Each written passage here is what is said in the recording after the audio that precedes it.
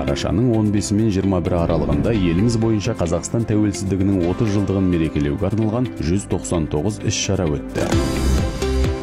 Тәуелсіздік күні қарсаңында Ақмола облысында 30 жұлдызды күн акциясы басталды.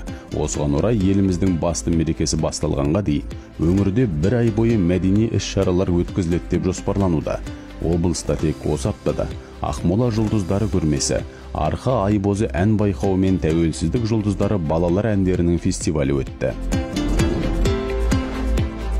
Павлодарда тәуелсіздіктің 30 жылдығына орай өңірдің 1000-нан астам домбырашысы Сарыарқа күйін бір уақытта орындады.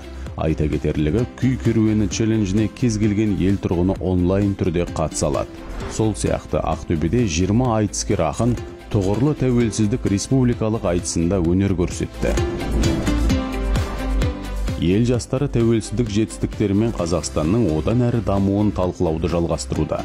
Осылайша Нұр-Сұлтанда жастар форумында Елорда жастары кешенді бағдарламасы таныстырылды.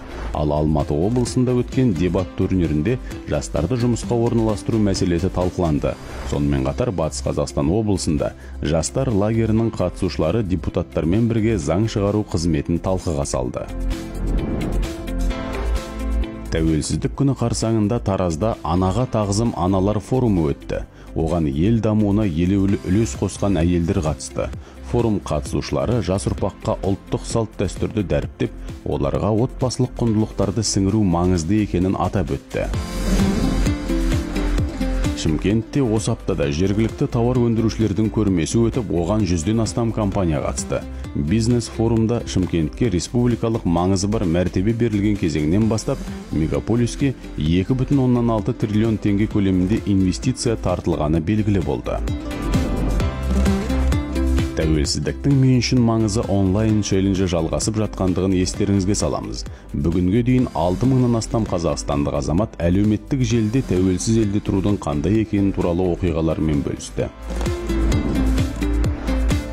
30 жыл KZ сайтында еліміздің әр тұрғыны Қазақстанның жаңа тарихы туралы білімін тексере алады. 3 айдың ішінде онлайн тест 75 мыңнан астам рет тапсырылды. Жыл соңында үздік нәтиже көрсеткен қатысушыларға естелік сыйлықтар табысталатын болады. Тәуелсіздіктің 30 жылдығын атап өтуге қатысты барлық шаралармен 30 жыл KZ сайтында таныс бола аласыздар.